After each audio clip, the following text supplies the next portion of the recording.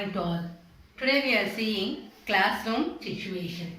What are the sentences we can utilize in the classroom? I have written a few. First, let us begin our lesson now. While you are starting the lesson, on seeing the students, you are saying, let us begin our lesson now. That means we will start our lesson now. Settle down soon. We can start the lesson. When I was asking the students to sit quietly in the class, then only we can start the lesson. For that one, how to say settle down soon, we can start the lesson. I won't start the lesson until everyone is quiet. On seeing the student, they are all shouting, they are all restless. On seeing them, you are saying, I won't start the lesson. Until what? Everyone is quiet. Everyone keep quiet. That means keep silent. Then only you can listen my class. So you are saying, I won't start the lesson until everyone is quiet. Quiet means calm. Everyone should be calm. Then only I can start the lesson. Talking and be quiet. On seeing the student, they are all talking. Stop talking and be quiet. Be quiet means be calm. I am going to teach grammar. Today I am going to teach grammar. I am going to teach grammar. Many lessons. I am going to teach lesson. I am going to teach poem. I am going to teach composition. Such a way you are saying, I am going to teach grammar. Everything is easy if you study. It's easy. If you feel it is difficult, certainly it will be difficult for you. So, just encouraging the students, you are saying, everything is easy if you study. It is very important. If you study, definitely everything will be easy for you. Shall I start the lesson? You are asking the students. On seeing the students, shall I start the lesson? Shall we start the lesson? You can ask. Shall I start the lesson? To page 5.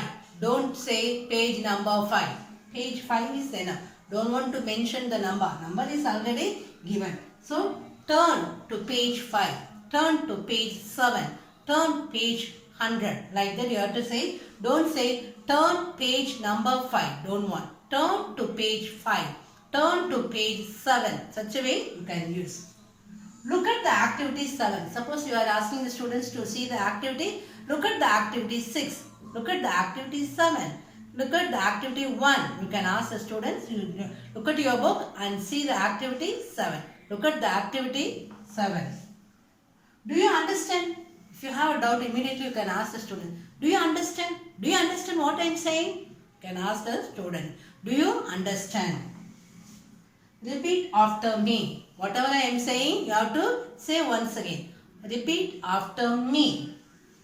Then you are asking the student, any question? I have completed the lesson. You are asking the student, any question? Any doubt? Let us check the answer. After dictating, you are asking the students to check the answer. How to say? Let us check the answer. Shall we check the answer? Or let us check the answer. Either sentence, shall we check the answer? Or let us check the answer. Let us stop now. We will stop the class. Today class is over. Let us stop the class now. Let us stop now. I am going to wind up the class. Wind up means finish the class. I am going to wind up the class. I am going to wind up the lesson. Such a way you can see. I am going to wind up the activity. Here, let us stop now. One more time please. Suppose the student saying something, you couldn't understand what he says. You can say pardon or one more time please. Can you say one time? That is called one more time please. Who is absent today? The teacher is taking roll call. On seeing the student, she or he is asking, who is absent today? I am going to take the roll call. Roll call means taking attendance. Who is absent today? Why were you absent yesterday?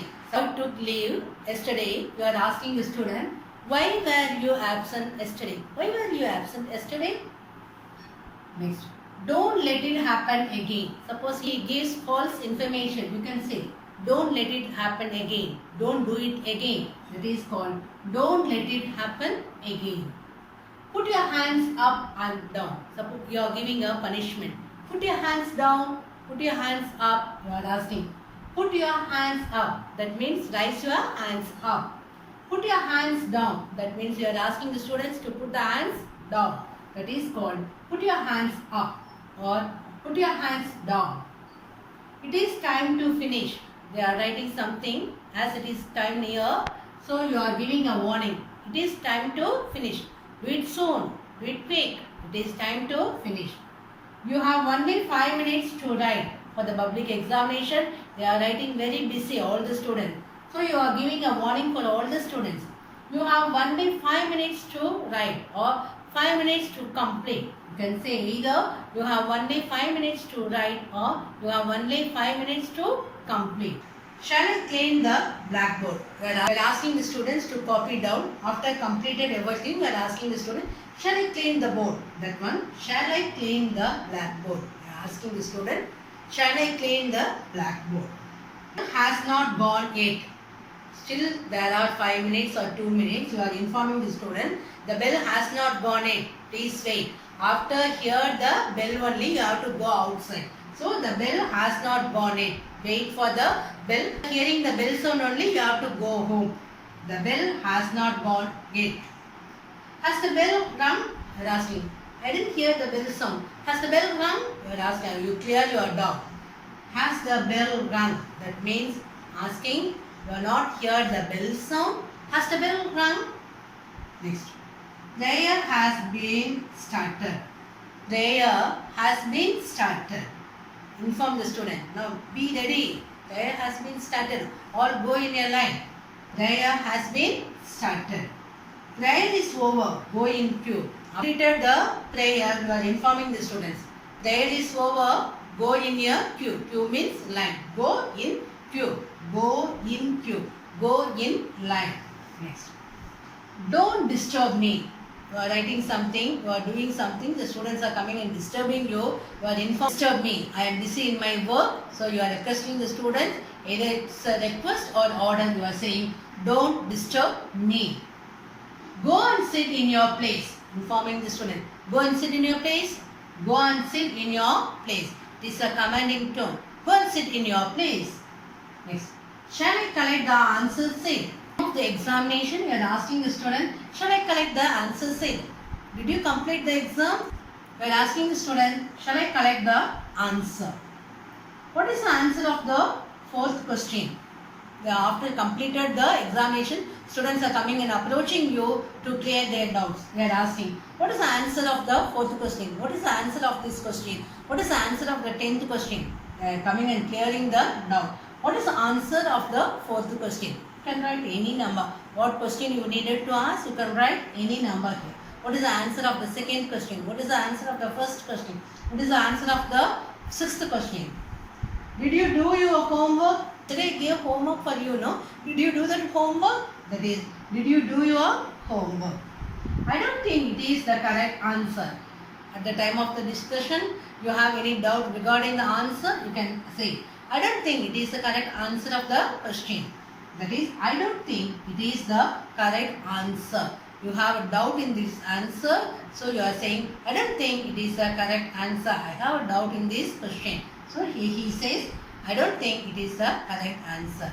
So these are the sentences we come across in our classroom situation. Just practice is perfect. So while you are doing the practice only, easily you can utilize, you can use this sentence in your classroom.